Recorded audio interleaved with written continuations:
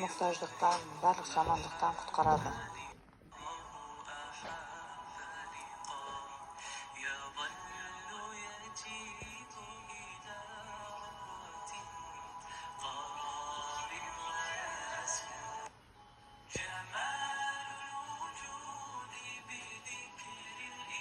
Әл-Ваххаб, Әл-Ваххаб, Әл-Ваххаб.